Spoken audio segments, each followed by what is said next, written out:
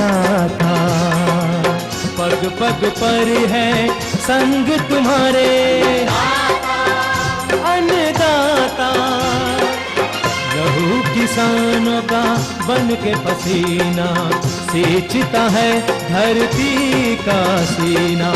मेहनत का तेरी हक दिलवाने, नई तकनीक नई खोज बताने। पशुधन को गुणवान बनाना, पौध सुरक्षा को सिखलाना, खेती के सब गुर समझाने, भारत का सरताज बनाने। आठों पहर है संग तुम्हारे अन्नदाता, अन्नदाता।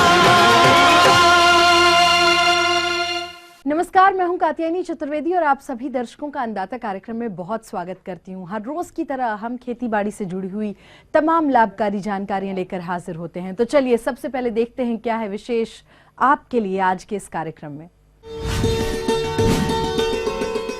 राजमा की उन्नत किस्में एवं इसकी बुआई विधि पर जानकारी।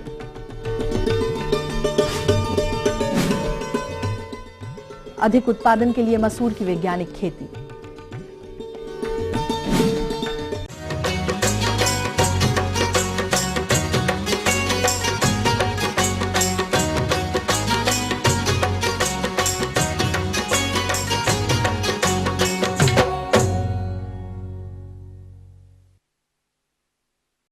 हमारे प्रदेश के जो भी किसान राजमा की खेती करना चाहते हैं तो वो इस फसल से अधिक उत्पादन तभी प्राप्त कर सकते हैं जब इसकी बुआई करते समय तकनीकी बिंदुओं जैसे उन्नत किस्म का चयन, खाद्य उर्वरक की मात्रा, बुआई विधि इत्यादि को ध्यान में रखा जाए, जिसकी जानकारी दे रहे हैं बीज निगम ढोली जिला मुजफ्फरपुर के डॉक्टर देवेंद्र कुमार। राजमा का बुआई का उचित समय 25 अक्टूबर से 15 नवंबर के बीच होता है। किसान भाइयों को चाहिए कि राजमा की खेत की तैयारी करना प्रारंभ कर दें। इसके दो प्रभेद हैं बिहार के लिए, PDR 14 और दूसरी प्रभेद है उत्कर्ष। दोनों प्रभेद में PDR 14 जो ब्राउन रंग का होता है, जबकि ब्लैकिश रेड उत्कर्ष के रंग में होता है। दोनों की कुकिंग क्वालिटी बहुत अच्छी है। राजमा की खेती करने के लिए किसान भाइयों को प्रति एकड़ 40 केजी सीड की आवश्यकता पड़ती है। कतार से कतार की दूरी 30 सेंटीमीटर और पौधा से पौधा की दूरी 10 सेंटीमीटर रखा जाता है। बुआई में गहराई, राजमा की गहराई कम से कम आपको 3 से 4 सेंटीमीटर गहरा बुआई करें। राजमा में बीज उपचार करते हैं, पहले फफूंदीनाशी से, इसके बाद कीटनाशी से। फफूंदीनाशी में कार्बेंडाजिम 1 से 1.5 ग्राम प्रति किलो बीज और कीटनाशी में क्लोरपायरिफास 2 से 2.5 ml प्रति किलोग्राम बीज के दर से इसका उपचार करते हैं। बुआई से पहले खेत में कंपोस्ट लगभग 10 टन प्रति हेक्टेयर मिला के और खेत की तैयारी कर लेते हैं। प्रति एकड़ 40 से 50 केजी डाई अमोनियम फास्फेट और 25 किलो यूरिया और 20 किलो म्यूरेट ऑफ पोटाश की मात्रा इसके लिए अनुशंसित है। दूसरा चीज, खाद डालने के तरीका, राजमा के खेतों में खाद बिखेर दिया जाता है और उसके बाद उसमें बुआई किया जाता है। किसान भाइयों को चाहिए कि राजमा में खरपतवार अगर ज़्यादा है और मैनुअल हो, आदमी द्वारा संभव नहीं है, तो बुआई के समय ही पेंडिमेथिलीन का 1 लीटर दवा प्रति एकड़ के दर से 200 से 250 लीटर पानी में घोल के स्प्रे करें। अगर आप खरपतवार नाशी का प्रयोग कर दिए हैं तो वस्तुतः इसमें निकौनी की जरूरत नहीं पड़ती है, मगर इसमें एक गुड़ाई उड़ाई की बात करने पर इसकी पैदावार बढ़ती है। तो पौधा 35 दिन का जब हो जाए, 35 से 40 दिन का, उस बीच एक व्हील हो आता है या आप कुदाल से या खुरपी से एक बार इसका गुड़ाई कर देते हैं। राजमा में सिंचाई प्रायः 3 सिंचाई की आवश्यकता होती है और राजमा में बहुत हल्की सिंचाई होनी चाहिए। तो हल्की सिंचाई कहने का मतलब अगर स्प्रिंकलर हो किसान भाइयों से तो स्प्रिंकलर का प्रयोग करें, और नहीं तो इसमें पानी इतना लगाएं कि बस सूख जाए, घंटे 1.5 घंटे में उतना ही पानी का प्रयोग इसमें करना चाहिए। एक पहली सिंचाई इसका 30 से 35 दिन पर, दूसरी सिंचाई 60 दिन पर और तीसरी सिंचाई जब दाने पड़ने लगते हैं उस समय पर 75 दिन के आसपास करते हैं। इस प्रकार किसान भाई राजमा में रोग ज्यादा तो आते नहीं, मगर विपरीत मौसम में इसमें कुछ रोग और कीड़े का प्रभाव होता है, जिसके लिए सलाह दी जाती है कि इसकी जैसे ही कोई संभावना हो, ये नज़दीक के कृषि विज्ञान केंद्र के पौधा संरक्षण वैज्ञानिक से या विश्वविद्यालय के दलहन विभाग से आप इसकी जानकारी प्राप्त कर उसका उपयोग कर रहे हैं। आगे और भी कुछ रोचक जानकारियां हैं आपके लिए, लेकिन यहाँ पर एक बहुत छोटे से कमर्शियल ब्रेक के लिए रुकेंगे, जल्द होंगे हाजिर। अधिक उत्पादन के लिए मसूर की वैज्ञानिक खेती।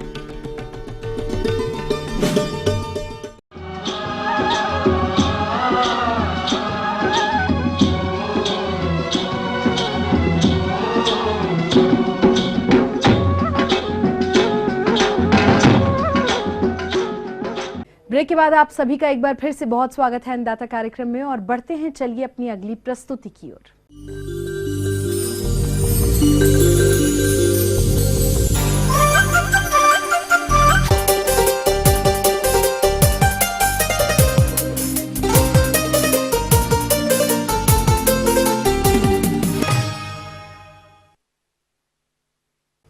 दलहनी फसलों के अंतर्गत मसूर का एक प्रमुख स्थान है, अतः हमारे प्रदेश के जो भी किसान भाई इस समय इसकी खेती करना चाहते हैं तो वो कौन सी उन्नत प्रजातियों का चयन करें, किस तरह करें इसकी बुआई और बुआई के बाद प्रबंधन, इस विषय पर जानकारी दे रहे हैं एक वैज्ञानिक। मसूर की खेती दालों के हिसाब से बहुत ही महत्वपूर्ण है।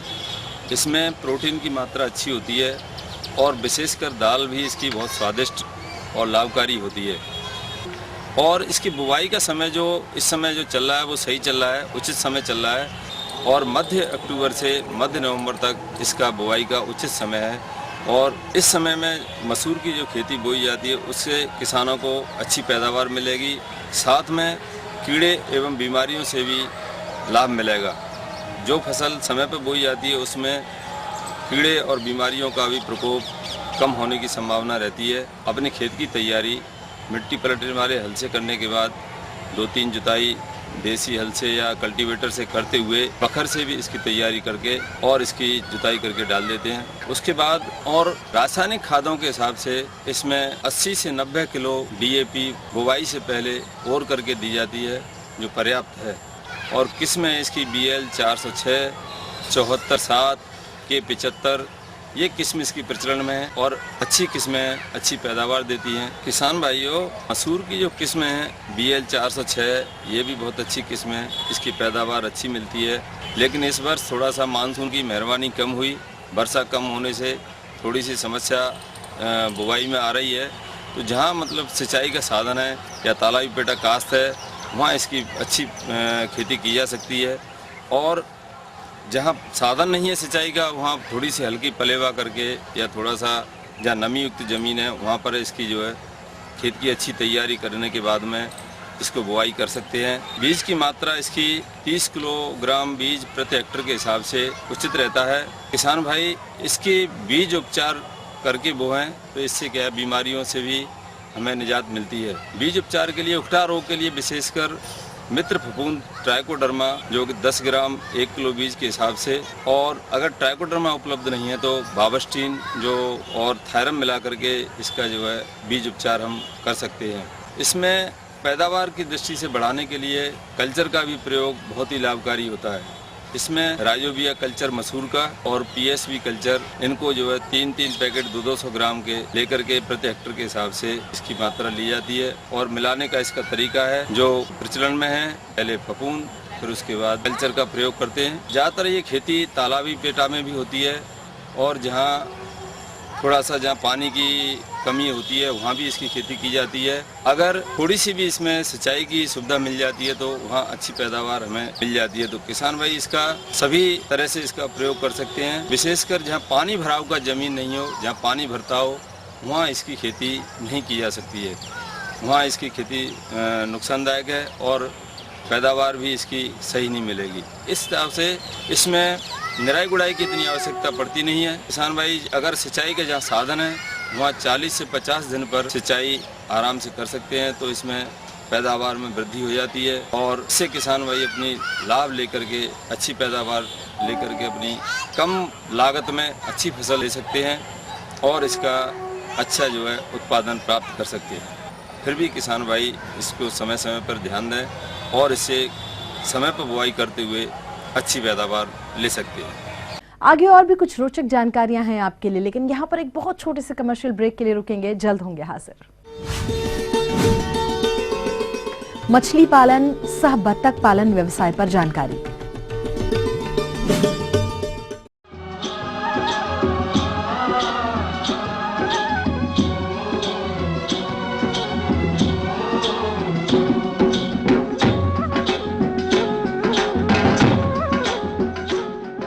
ब्रेक के बाद आप सभी दर्शकों का एक बार फिर से बहुत स्वागत है। हमारी खास पेशकश आप देख रहे हैं और चलिए अब अगली कड़ी की ओर रुख करते हैं।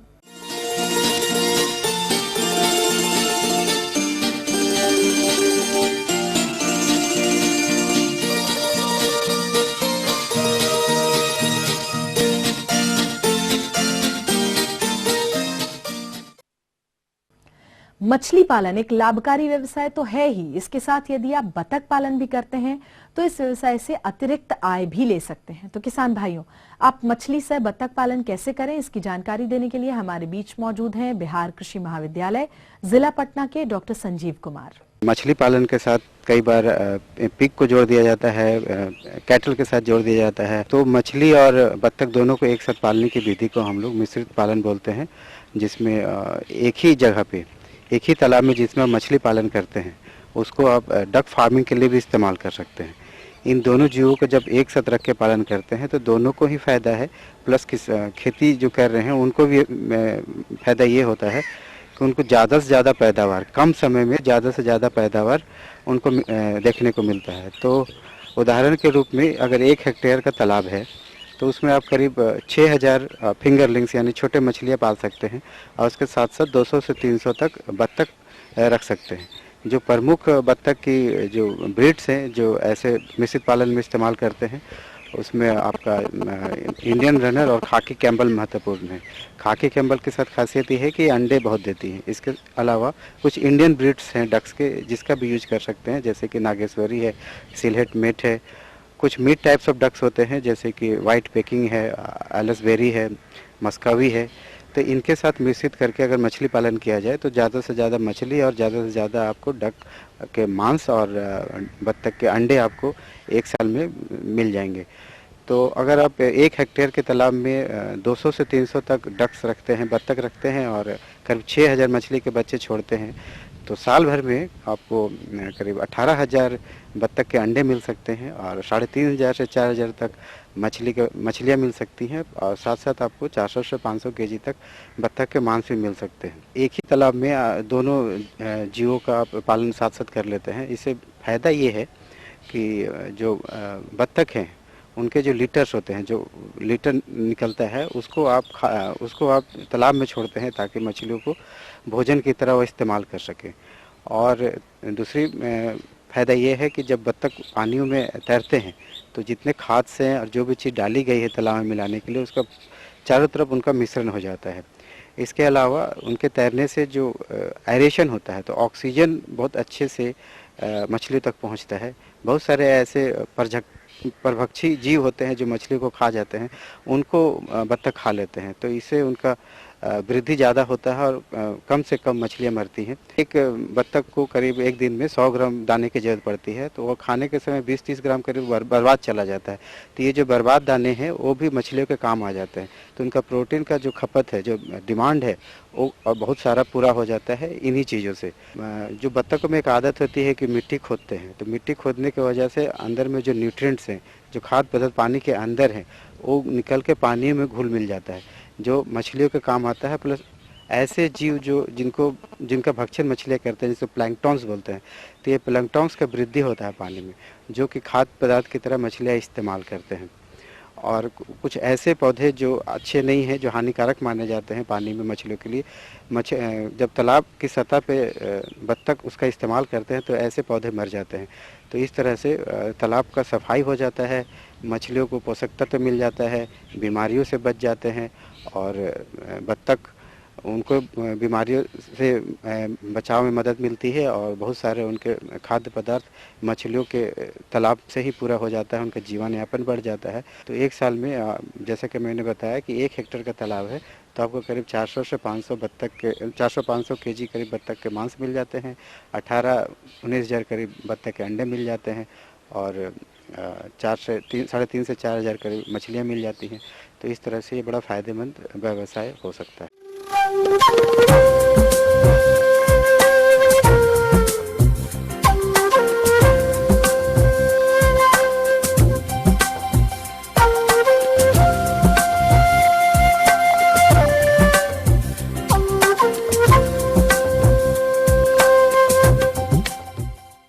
मौसम के अनुसार प्रबंधनों पर टिकी होती है आपकी खेती बाड़ी, और इसीलिए मौसम पूर्वानुमान और उस पर आधारित साप्ताहिक कृषि सलाह इस प्रकार है।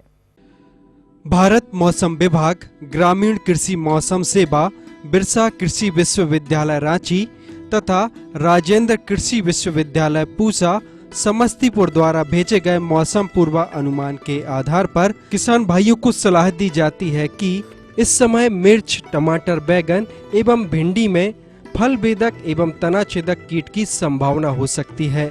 अतः इसके नियंत्रण हेतु डाइमिथोएट दवा 1 मिलीलीटर प्रति लीटर पानी में घोल बनाकर फसलों पर छिड़काव करें। तापमान कम होने की दशा में टमाटर, बैगन एवं मिर्च में आवश्यकता अनुसार सिंचाई करें ताकि फल एवं सब्जियों की गुणवत्ता खराब न दिखे। मुर्गियों को ठंड के कारण होने वाली कोरिजा बीमारी से बचाव हेतु प्रति 100 वर्ग फीट पे 300 वाट के विद्युत बल्ब का प्रयोग करें। जो किसान भाई विभिन्न रबी फसलों की बुआई करना चाहते हैं, वे खेत की तैयारी जल्द से जल्द करें। इस समय किसान भाई चना, मसूर, तीसी, मटर, सरसों, तोरिया, आलू, हरा मटर इत्यादि की खेती कर सकते हैं। जिन किसान भाइयों के पास 3 से 4 सिंचाई की सुविधा हो, वे आलू एवं हरे मटर की खेती करें तथा जिन किसान भाइयों के पास 2 से 3 सिंचाई की व्यवस्था हो, वो गेहूं, चना, मसूर, मटर, तीसी इत्यादि की खेती कर सकते हैं। मध्यम जमीन में समय पर बोई गई धान इस समय परिपक्व अवस्था पर है, अतः किसान भाई सही समय पर कटाई कर लें। जो किसान भाई पैरा पद्धति से विभिन्न रबी फसलों की खेती करना चाहते हैं, वे सबसे पहले खेत का चयन करें। इसके अलावा जो किसान भाई असिंचित अवस्था में गेहूं की खेती करना चाहते हैं, वे खेत की तैयारी करें। इसके लिए उन्नत किस्में इस प्रकार हैं।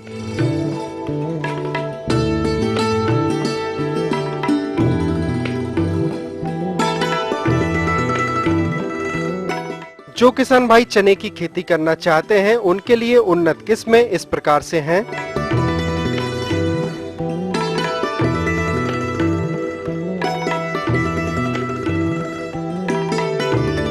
जो किसान भाई तीसी यानी अलसी की खेती करना चाहते हैं, उनके लिए उन्नत किस्में इस प्रकार से हैं।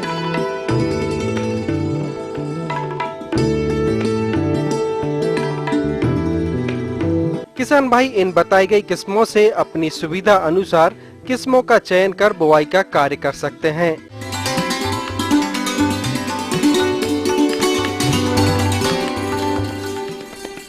तो अन्नदाता हेल्पलाइन निशुल्क फोन संपर्क सेवा के माध्यम से आपके द्वारा पूछे गए प्रश्नों में से 1 या 2 महत्वपूर्ण प्रश्नों को हम अपने कार्यक्रम में जरूर शामिल करते हैं और इसी के तहत आज का चयनित प्रश्न और उसका जवाब इस प्रकार से है। जिला मोतिहारी के कृषक जीवनलाल शाह, आप अन्नदाता निशुल्क फोन संपर्क सेवा के माध्यम से बकरियों में होने वाले PPR रोग की रोकथाम के बारे में जानकारी चाहते हैं। तो जीवनलाल शाह जी, आपकी जानकारी हेतु प्रस्तुत है कार्यक्रम का यह अंश। बकरियों में होने वाला बीमारी एक मुख्यतः जो विषाणु द्वारा होता है वो PPR जिसको बोलते हैं, जिसको गोट प्लेग भी बोलते हैं। इसमें आपका जो पशु होगा, जो बकरा होगा या बकरी होगी, वो उसके नाक से नीटा आएगा, इसके बाद आँखों से लोर आएगा, मुंह में छाले पड़ जाते हैं। वैसे स्थिति में स्वस्थ पशु और जिसमें इन्फेक्शन लग चुका है उसको आप अलग रखें। उसके मुंह के छालों में नारियल का तेल, कपूर लगाया जा सकता है, ग्लिसरीन लगाया जा सकता है, बोरिक एसिड का पेस्ट बना करके नारियल के तेल में लगाएं, जिससे उनके छालों को आराम होगा। प्लस उनको सॉफ्ट भोजन दें और उसका इलाज जो है तुरंत कराएं। तुरंत ना होने से, इलाज में देरी होने से पशु के मौत होने की संभावना ज़्यादा रहती है।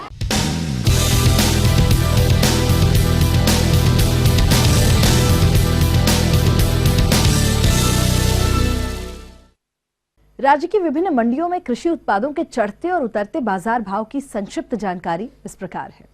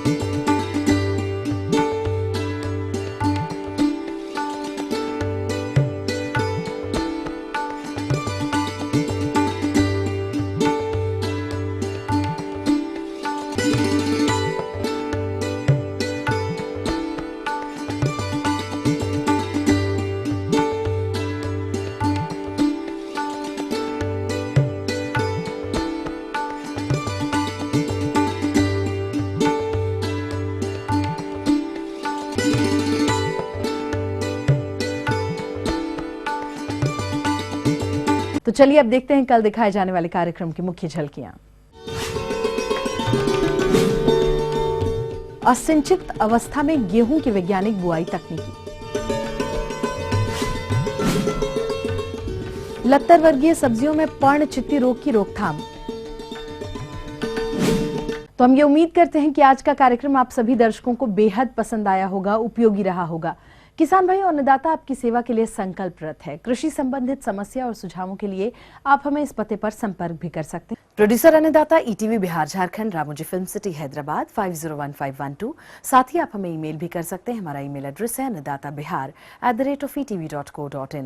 इसके अतिरिक्त आप हमें निःशुल्क हेल्पलाइन नंबर 1800108599 पर सोमवार से शनिवार सुबह 10 बजे से शाम 4 बजे के बीच में कभी भी संपर्क कर सकते हैं। तो फिलहाल अन्नदाता की पूरी टीम को दीजिए इजाजत। कल फिर होगी आपसे इसी वक्त मुलाकात कृषि संबंधित कुछ और रोचक जानकारियों के साथ। तब तक के लिए नमस्कार।